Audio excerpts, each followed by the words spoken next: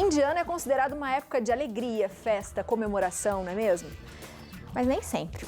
Às vezes, essa felicidade pode significar tristeza e uma certa desesperança para algumas pessoas.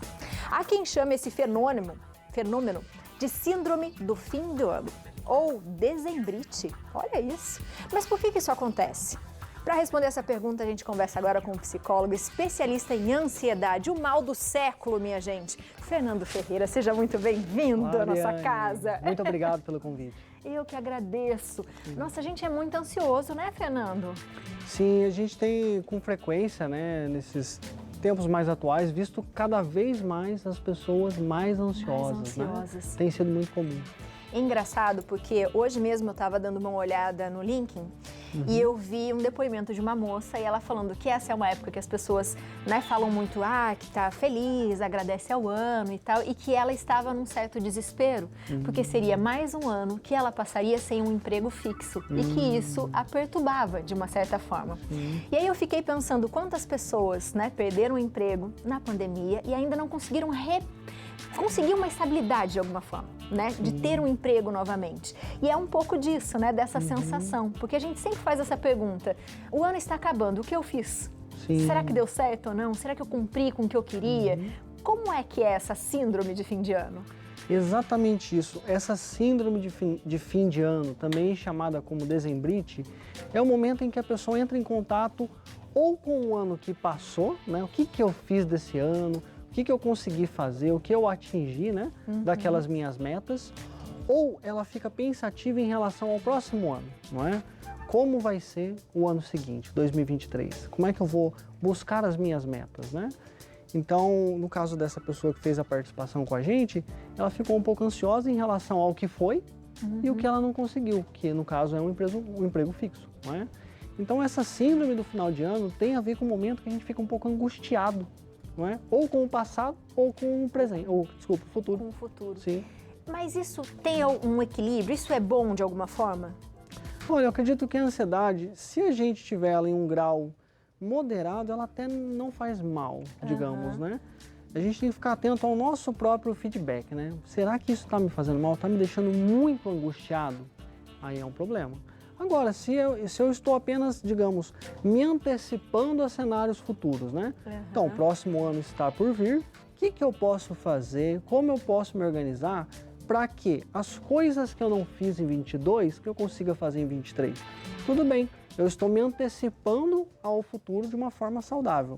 O problema é quando eu fico muito ansioso, muito angustiado em relação a isso.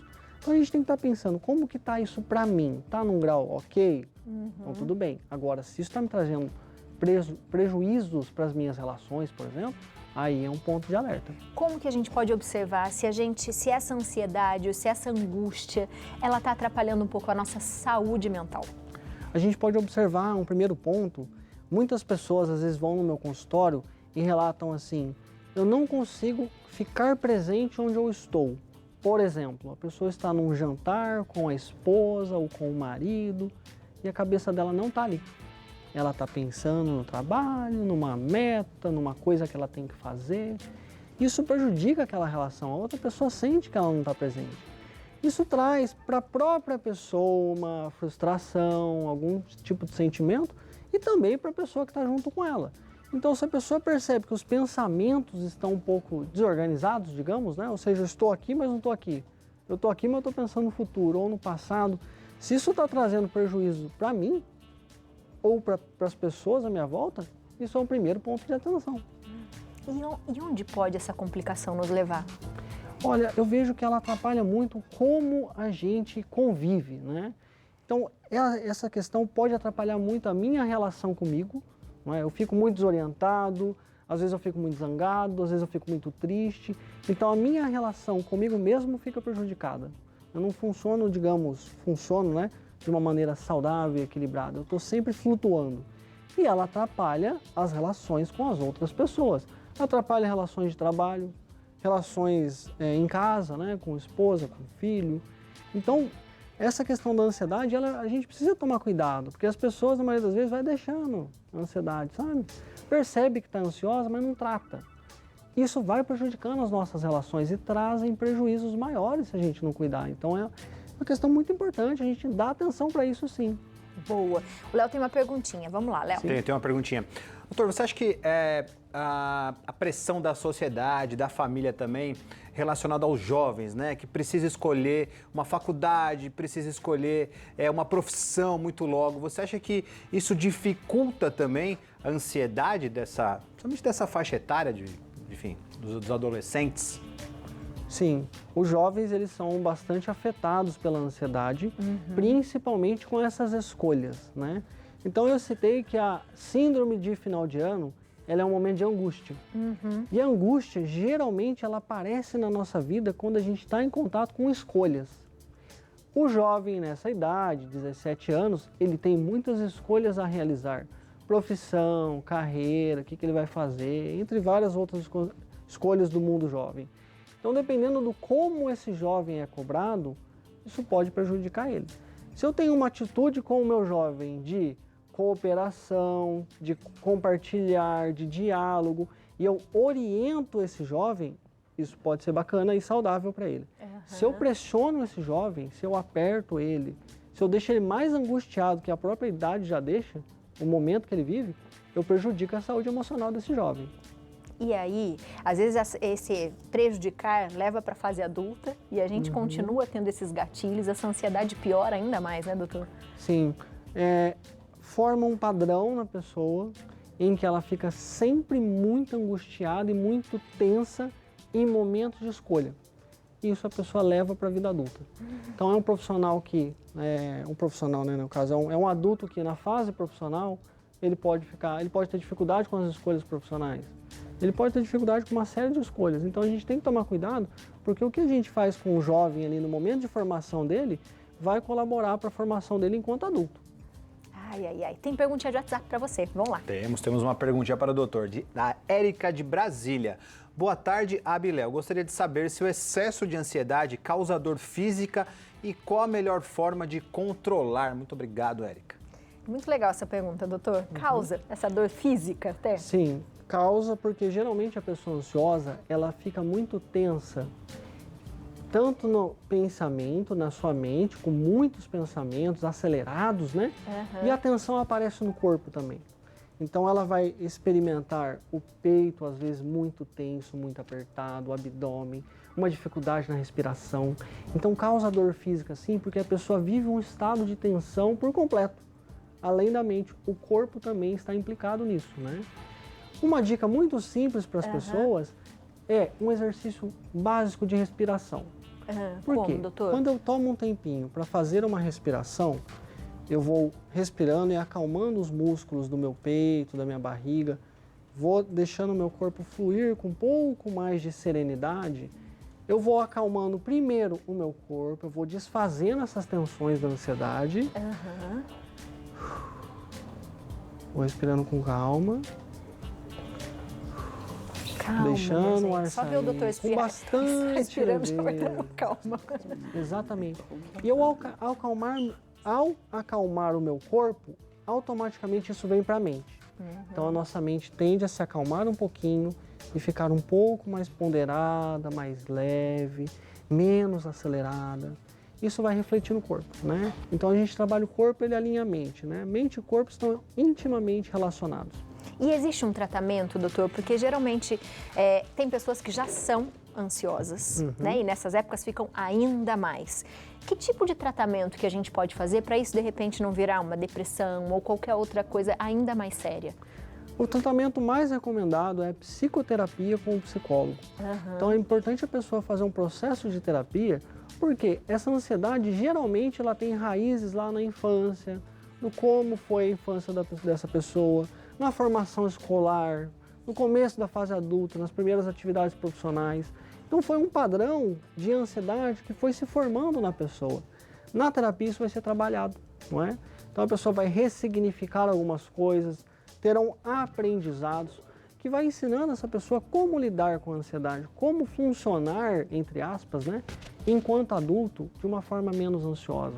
O tratamento mais recomendado agende uma consulta com o psicólogo de avaliação e ela vai receber os caminhos, né? O psicólogo vai orientar, olha, faça isso, tenta trabalhar isso, eu recomendo que você faça isso. a pessoa recebe um tratamento direcionado e personalizado. Isso é muito importante, e acho que essa coisa que você falou dos adolescentes, né? Uma forma dos pais também auxiliarem, e também seu esposo, de repente você que é uma pessoa ansiosa, ou vice-versa, né? Seu esposo é ansioso. A gente também pode facilitar isso, né, doutora? A gente também pode não dar os gatilhos para essas pessoas, que acho que essa coisa de ficar fazendo muita pergunta, de ficar colocando mais contra a parede, isso também piora um pouco a ansiedade. Como que a gente que observa, que convive com alguém que tem ansiedade, a gente pode ajudar? Eu gosto sempre de usar duas palavras, que é o compartilhar e o cooperar. Ou seja, se eu estou identificando uma pessoa que está em um estado, por exemplo, um jovem, né, escolha profissional, que carreira que vai seguir, como um exemplo, eu posso compartilhar com esse jovem, né, ou seja, olha, na minha história eu fiz isso, eu acho que isso é um caminho bem assertivo, às vezes você tem que ver para você o que você gosta, ou seja, eu estou compartilhando. Eu estou... Não estou impondo. Exatamente, eu estou tendo uma relação de forma horizontalizada e não verticalizada, né? No sentido que não sou eu que dou os seus caminhos. Eu compartilho com você como foi a minha história, as minhas escolhas. Então, compartilhar é uma boa atitude. Uma outra é cooperar. Se eu identifico que esse jovem está com uma dificuldade, o que eu posso te ajudar? Você tem alguma dificuldade? Eu posso te ajudar com alguma coisa, né? Então, por exemplo, o jovem quer saber como funciona a profissão X. Será que eu consigo levar esse jovem? Eu tenho alguém na minha rede de contatos que tem essa profissão e de repente eu consigo fazer uma ponte para que ele conheça essa profissão mais de perto? Eu estou cooperando com ele. Então, eu estou facilitando para que esse jovem tenha mais informações a respeito de profissão, sem que ele se sinta apertado. Isso é muito, isso é respeito, né, com as pessoas, respeito com o sentimento das pessoas. E a gente tem que pensar, eu sei que às vezes é difícil, né, doutor, porque a gente quer completar o nosso caderninho de tarefas, que geralmente a gente faz para todo início de ano, mas muitas coisas que você não planejou, você teve que realizar.